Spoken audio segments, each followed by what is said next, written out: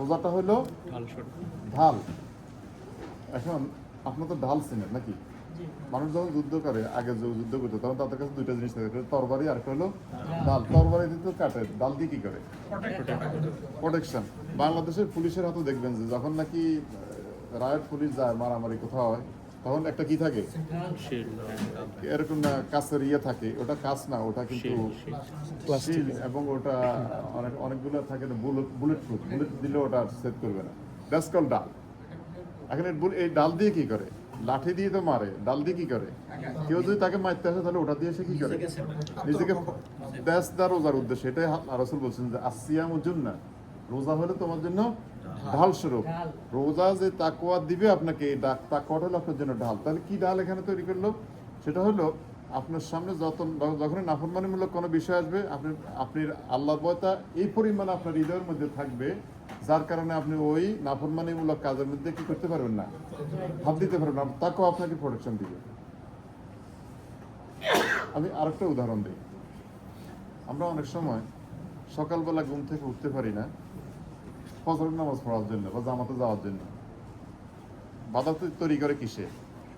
আমাদের ওন নফসে। শয়তান না, নিজের নফসে। আপনাকে নফস বলে যে একটু আরাম করো, শয়তান তো হলো এর পরের স্টেজ। হ্যাঁ, তো এখন আর অনেক সময় আমরা নিজেরা নামাজে যাই, আমার যে ছেলেটা আছে বা মেয়েটা আছে এটাকে উঠাই না, একটু আরেকটু ঘুমাই নাকি, স্কুলের সময় হলে উঠবে, হ্যাঁ উঠাই না, এরকম করে তো আদর করি নাকি? আচ্ছা এখন বলেন, দেখলেন যে হঠাৎ করে রাত্রে 3টা এমন আগুন লাগছে যে ঘরের থেকে বাইরে হওয়া ডিফিকাল্ট, এখন কি আরেকটু ঘুমাই যে একটু আরেকটু সময় নেই, একটু আরামের ঘুম করবেন কি না? কেন করবেন না? এখনো বাচ্চাটা আরেকটু ঘুমাকে এটা বলবেন কিনা? যদি না উঠে পায়ে ধরে টানি হইলো ঘর থেকে আগে বাইর করবেন, আগে আগে বারিন্দা নিয়ে ফালাই তারপরে যাওয়ার হবে। করবেন তো এটা? কেন করবেন এটা? আগুন থেকে বাঁচার জন্য। কারণ আপনার মধ্যে এই পরিমাণ কনসাসনেস আছে, যদি আমি একটু দেরি করি তাহলে আগুনে আমাকে পড়তে হবে। এই নামাজটা যখন আপনি ফজর নামাজ না পড়লেন, আপনাকে জাহান্নামে যাইতে হবে। সিমিলার আগুন না, এর থেকে বহুগুণ পাওয়ারফুল আগুন। এই কনসাসনেস, তাহলে ওটা ওই আগুন থেকে বাঁচার জন্য উঠতেছি না, ঘরের আগুন থেকে বাঁচার জন্য উঠতেছি। কারণ কি? কারণ এই আগুনটার বিষয়ে আমার যে পরিমাণ কনসাসনেস থাকা দরকার পুরোটা আছে। দেরি করলেই মরতে হবে, আর নামাজ না পড়লে জাহান্নামে পড়তে হবে।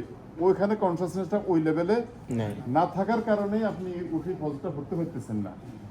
এটাকে বলে তাকওয়া। এই যে আপনার মধ্যে গড কনসাসনেস, আল্লাহর বিষয়ে চরম মাত্রা সতর্কতা, কেয়ারফুলনেস, দিস কল তাকওয়া। এই জন্য তাকওয়ার আরেক অর্থ হলো কি? ফরহেজগারি। তাকওয়ার আরেক অর্থ কি? ফরহেজগারি। যাতে তোমরা ফরহেজগারি অর্জন করতে পারো, তাকে তোমরা মুত্তাকি হতে পারো, তাকে তোমরা খোদার ভীতি অর্জন করতে পারো। খোদার ভয়টা এই পরিমাণ কাজ করবে যে পরিমাণ আগুনের ভয়টা আপনার মধ্যে কি কাজ করেছে। খোদার ভয় তো এর থেকে কম কাজ করার কথা না, বেশি কাজ করার কথা।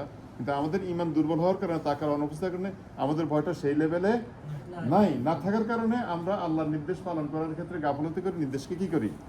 অমান্য করি, আবার হারাম কাজের মধ্যে ইনভলভ হই। আপনি যখন হারামের দিকে হাত দিচ্ছেন, আপনাকে ঈদে কাঁপে না যে আল্লাহ চাইলে আমার হাতটাকে অবশ করে দিতে পারেন? আল্লাহ চাইলে আমাকে জাহান্নামে ফেলতে পারেন? তাহলে এই কনসাসনেস তৈরি করার জন্য রোজা। এখন আরেকটা বিষয় দেখেন, যে রোজা কি করে?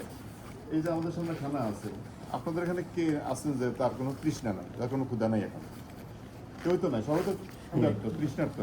আপনার সামনে আপনার হালাল, আপনার উপার্জন করা খানা রেডি আছে, পানি আছে, খেজুর আছে, যা দরকার সব কিছুই আছে, কিন্তু আপনি খাচ্ছেন না। আল্লাহ তো এটাকে হালাল করেছেন নাকি? কুলু ওয়াশরাবু, খাও এবং পান করো, ওয়ালা তুসরিফু, অপচয় করবে না, এটা আল্লাহ বলছেন। কুলু মিন তাইয়্যিবাত, হালালান তাইয়্যিবা বলছে তো আল্লাহ, এগুলো হালাল তাইয়্যিব, ভালো জিনিসগুলো খাও। এখন আল্লাহর দেয়া হালাল জিনিস আল্লাহ খাইতে বলছে, আমি খাচ্ছি না কেন? বিকজ আল্লাহ বলছেন কি? কুলু ওয়াশরাবু হাত্তা ইয়াতাবায়্যানা লাকুমুল খাইতুল আবিয়াদু মিনাল খাইতিল আসওয়াদি মিনাল ফজর সুম্মা আতিম্মুস সিয়ামা ইলাল লাইল, সিয়ামু ইলাল লাইল। তোমরা খাও পান করো যতক্ষণ না সকাল অন্ধকারের রেখা ভেদ করে সকালের শুভ্র রেখা উদিত হয়।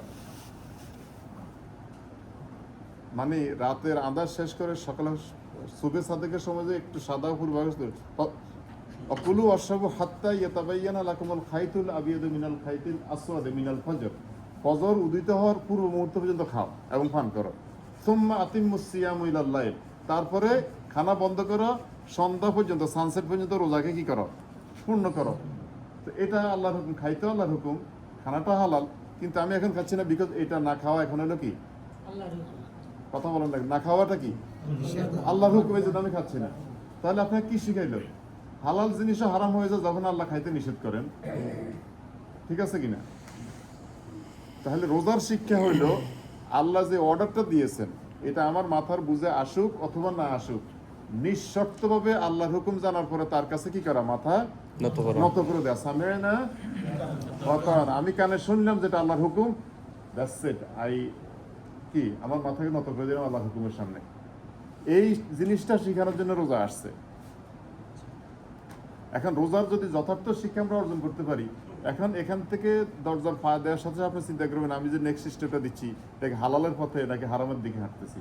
যদি হারামের দিকে হয়, আল্লাহর হুকুম হলো হারামের দিকে যাওয়া যাবে না। তিলকা হুদুদুল্লাহ ফালা তাকরাবু, এই আয়াতের শেষেই আছে, আল্লাহ এগুলো সব বর্ণনা করতে হবে। এরপরে সুম্মা আতিম্মুস সিয়ামা ইলাল লাইল ওয়ালা তুবাশিরুহুন্না ওয়া আনতুম আকিফুনা ফিল মাসাজিদ, যখন তোমরা ইতিকাফ করো, মসজিদে থাকো, ওই সময় স্ত্রীদের কাছে যাবে না।